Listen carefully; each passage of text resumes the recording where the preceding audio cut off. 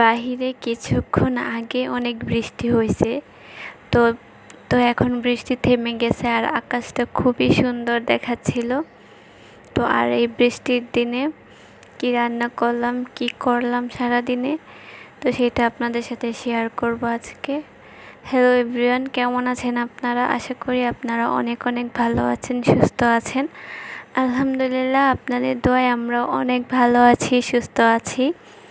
দেশে ও বিদেশে, ঘরে ও বাহিরে যে যেখান থেকে এই ভিডিওটা দেখছেন, একটা লাইক দিয়ে পুরো ভিডিওটা দেখবেন। তো এই যে আকাশটা অনেক সুন্দর দেখাচ্ছিল বাহিরটা, সেজন্য আমি আপনাদের সাথে ভিডিও করে শেয়ার করছিলাম।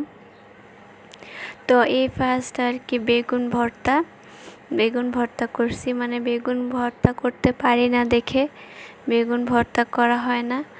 তো আজকে প্রথম আর কি বেগুন ভর্তা করলাম। তো ভর্তাটা ঠিকঠাক ভালোই হয়েছিল, কিন্তু একটু ঝাল কম হয়েছিল। তো এখানে আমি মাংস কষাচ্ছিলাম। মাংসতে দেখা যাচ্ছিলো একটু মশলা কম হয়েছে, তো আমি পরে আবার মশলা দিয়ে নিয়েছি। তো মশলা দিয়ে ভালো করে কষিয়ে নিব মুরগির মাংসটা। তো যারা ভিডিওটা দেখছেন প্লিজ পুরো ভিডিওটা দেখবেন। আর যারা আজকের ভিডিওটা দেখবেন না আর কি, ভালো না লাগে, তাহলে প্লিজ স্কিপ করে যাবেন। আর যদি ভালো লেগে থাকে তাহলে প্লিজ কমেন্ট করে বলবেন আর একটা লাইক দিবেন। তো এই যে আমি মাংসটা ভালো করে কষাবো অল্প আঁচে। তো আমি এখন ঢেকে দিচ্ছিলাম ঢাকনাটা। আর বাহিরে বৃষ্টি হলো, কিন্তু রুমের ভিতরে অনেক গরম। রুমের গরমটা এখনও যায় নাই, তো রুমে অনেক গরম লাগছিল।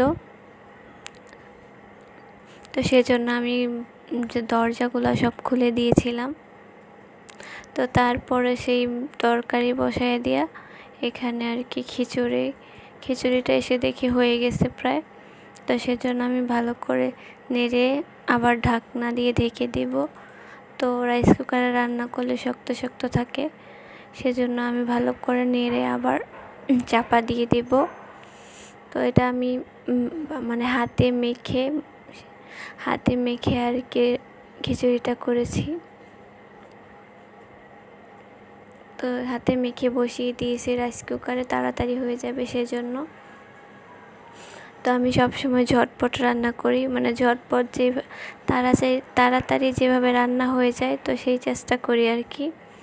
তো সেই জন্য রাইস কুকারে তাড়াতাড়ি বসিয়ে দিয়েছি খিচুড়িটা, আর ওই চুলায় মাংস রান্না হচ্ছে। তো এখন আমি সুইচটা অফ করে দেব, যেহেতু খিচুড়িটা হয়ে গেছে। তো আজকে খিচুড়ি, মুরগির মাংস আর বেগুন ভর্তা দুপুরেই রান্না ছিল। তো তাড়াতাড়ি রান্নাটা হয়ে গেছিলো। তো তারপরে এই যে আমার ছেলের জন্য কেক বানাচ্ছিলাম।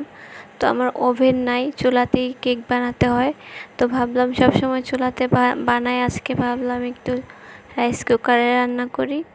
তো এভাবে কেকটা বানিয়ে দিলে ও আর কি খেতে পছন্দ করে, ভালোবাসে। সেজন্য আমি এই রাইস কুকারে বসিয়ে দিলাম।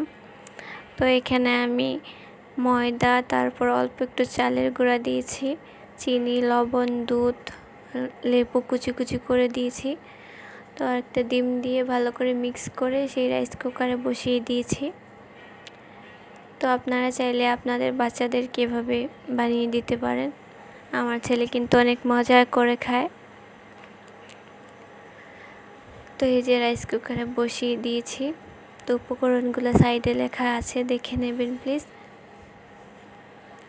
তো তারপরে আর কি বলতেছি, যারা আমার চ্যানেলটা এই প্রথম দেখতেছেন, এই প্রথম ভিজিট করতেছেন, প্লিজ সাবস্ক্রাইব করে পাশে থাকা বেল আইকন বাটনটা ক্লিক করে দিবেন। এতে করে আমি যখনই ভিডিও ছাড়বো আপনাদের ফোনে নোটিফিকেশন চলে যাবে, আর আপনার সময় মতো করে ভিডিওগুলো দেখে নিতে পারবেন। তো তারপরে এই যে মানে সুইচ তো অন করে দিয়েছিলাম, এসে দেখি সুইচ একাই হয়ে গেছে। তো নিচে পানিও শেষ হয়ে গেছে, অফও হয়ে গেছে। তো দেখেন কি সুন্দর, মাশাআল্লাহ ভালোই হয়েছে। তো চালের গুঁড়া দেওয়ার কারণে কিন্তু এই কেকটা এরকম হয়েছে, চালের গুঁড়া না দিলে আর কি এরকম হইতো না। তো দেখেন কি সুন্দর কেকটা হয়ে গেছে। তো আমার কাছে খুব ভালো লাগতেছিল যে কেকটা এত ভালো করে হয়ে গেল। আমি ভাবছি হইব না, সে তো পরে দেখি যে কি সুন্দর হয়ে গেছে মাশাল্লাহ। তো কেকটা খেতেও কিন্তু অনেক টেস্টি হয়েছিল। আপনারা চাইলে বানিয়ে খেয়ে দেখবেন এভাবে। তো আমার ওভেন নাই, চুলাতে আর রাইস কুকারে বানাতে হয় আর কি। তো আপনারা ওইভাবে রাইস কুকারে বানিয়ে দেখবেন, খুব ভালো লাগে খেতে আর খুব তাড়াতাড়িও হয়ে যায়। তো আমার যেটা যে জিনিসপত্র লাগে আর কি, বেশি প্রয়োজন লাগে ওগুলাই কিনি। তো ওভেন এখন কিনবো না, আরও অনেক পরে কিনবো। মানে ঘরে আরও কয়েকটা জিনিসপত্র কিনতে হবে। তো সেই জিনিসপত্রগুলো কিনে তারপরে আর কি ওভেন কিনবো। তো তারপরে যে কেকটা হওয়ার পরে আর কি এখন আমি কেকটা সুন্দর করে বসে বসে কাটবো। তো তারপরে এই যে কাটার পরে আপনাদেরকে দেখাচ্ছিলাম কত সুন্দর সফট হয়েছে কেকটা। তো আমার ছেলে কিন্তু অনেক মজা করে টেস্টি করে খাইছে, আর আমিও অনেক মজা করে টেস্টি করে খাইছি। তো কেকটা এত মজা হয়েছিল যে আমি একটু একটু করে পুরাটাই খেয়ে ফেললাম। মানে আপনাদেরকে দেখিয়ে দেখিয়ে পুরাটাই খেয়ে ফেলছিলাম, দেখেন আপনারাই। তো আসলে কেকটা অনেক মজা হয়েছে। আপনারা ওইভাবে রাইস কুকারে কেক বানিয়ে দেখবেন, খুব ভালো লাগে খেতে। আর আমার ছেলেকেও ওদিকে দিয়েছে হাতে, ও খাচ্ছে। তো আমি একে একে আপনাদেরকে দেখাচ্ছিলাম। তো এখানে আমি দুধ, ডিম, লেবুটা কুচি কুচি করে কেটে দিয়েছি। আপনারা চাইলে রস করে দিতে পারেন। আবার বেকিং সোডা, খাবার সোডা যেটা বলে, ওটা দিছি।